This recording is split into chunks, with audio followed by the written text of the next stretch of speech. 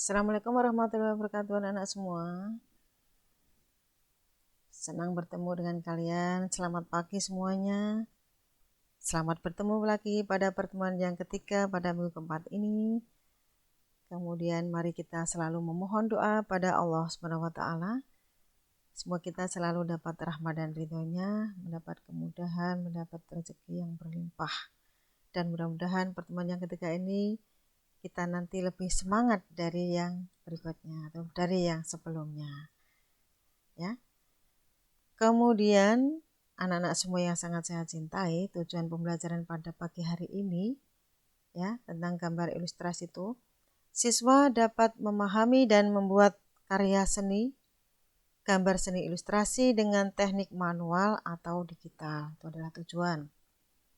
Nah, kemudian materi pembelajaran pada pagi hari ini yaitu menggambar ilustrasi dengan teknik manual atau digital. Oke. Ya, kemudian di bidang seni budaya kelas 8 pada pertemuan ketiga pada minggu keempat ini, langkah-langkah pembelajarannya meliputi 1. Penentuan proyek, kemudian perancangan langkah-langkah penyusunan proyek, kemudian penyusunan jadwal, yang berikutnya penyusunan proyek dengan fasilitas dan monitoring, kemudian penyusunan langkah atau laporan dan presentasi hasil proyek.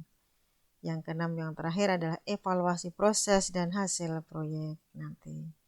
Itu adalah langkah-langkahnya. Nah, kemudian masuk ke bahan dan alat serta media di dalam menggambar ilustrasi. Yang pertama adalah laptop, itu paling utama ya kita gunakan. Kemudian produk dan alat ilustrasi. Selanjutnya adalah sumber baca buku, yaitu buku Seni Budaya kelas 8 dari Kemendikbud tahun 2018. Bisa dari internet, bisa dari perpustakaan, sumber buku yang lainnya yang berhubungan dengan seni budaya boleh dipakai. Oke anak-anak. Kemudian bahan praktek berupa kertas gambar ukuran A4 dan alat berupa krayon, pastel, pensil, dan penghapus. Siapkan ini semua. Oke. Kemudian pemintakan kompetensi pembelajaran ilustrasi. Yang pertama adalah menggambar ilustrasi. Pemintakan yang pertama itu adalah konsep dan prosedur menggambar ilustrasi. Yang kedua adalah alat dan bahan menggambar ilustrasi. Kemudian yang ketiga adalah teknik menggambar ilustrasi. Itu adalah peta kompetensi pemintakannya. Oke, kita lanjut berikutnya. Ya, menggambar ilustrasi itu artinya apa? Anak-anak coba diperhatikan. Menggambar ilustrasi adalah gambar yang memperjelas ide cerita atau narasi. Saya ulang, gambar yang memperjelas ide cerita atau narasi.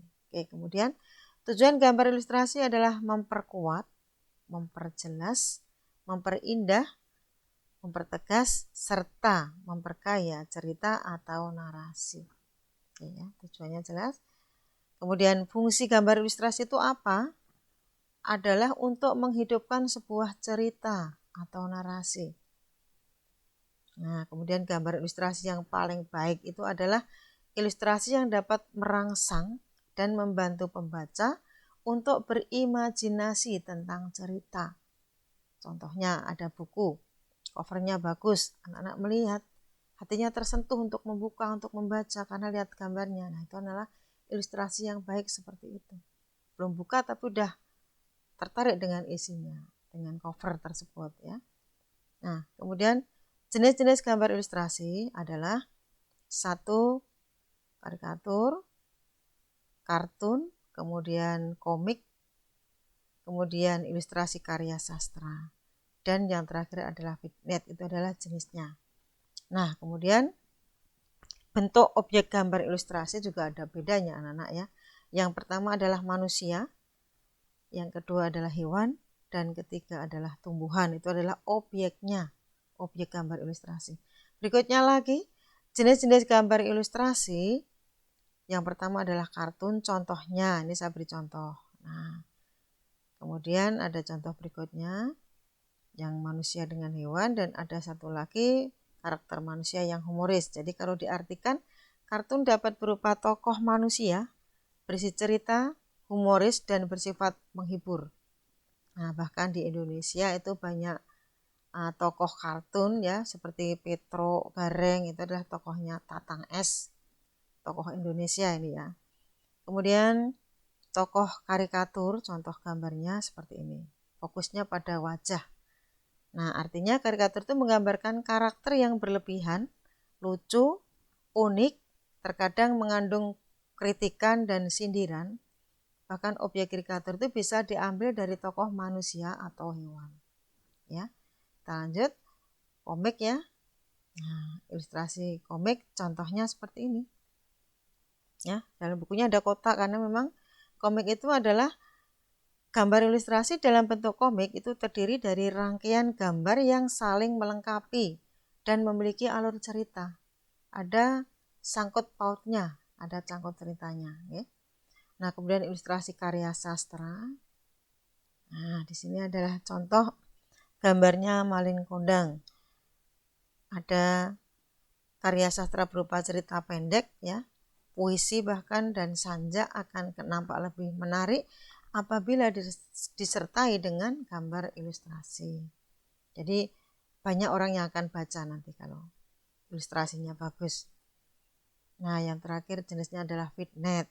Vignette ini adalah sebuah gambar ilustrasi yang berbentuk dekoratif yang berfungsi sebagai pengisi bidang kosong pada kertas narasi itu. Oke, selanjutnya. Nah, sekarang bentuk-bentuk objek gambar ya.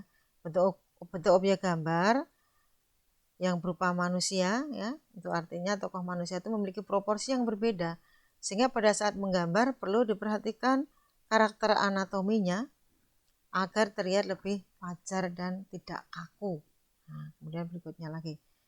Objek hewan dengan manusia juga sama ya, karena hewan juga dibedakan atau binatang proporsinya berbinatang darat, ada binatang yang ada di udara, ada binatang yang ada di laut, dibedakan. Terus kemudian objek dari tumbuhan, ya sama narasinya ya, bisa digunakan, bisa digambar sederhana mungkin, didetailkan boleh atau disederhanakan lagi. Jadi kalau narasi terlalu muluk-muluk nanti malah akan memenuhi banyak pertanyaan. Nah, kemudian berikutnya anak-anak, ya karena untuk materi pertemuan yang ketiga ini waktunya cukup atau sudah hampir habis. Nah, saya cukupkan sampai di sini. Namun sebelum kita tutup, anak-anak akan saya beri tugas ya, untuk anak-anak nanti tugasnya merangkum materi yang diberikan pada hari ini. Nah, kemudian nanti setelah itu rangkuman itu dikumpulkan pada minggu depan oleh orang tua kalian ke sekolah. Ya. Terus akhirnya saya ucapkan terima kasih. Jangan lupa diingat-ingat pelajaran hari ini, berikutnya nanti akan ada beberapa tes atau ulangan ya.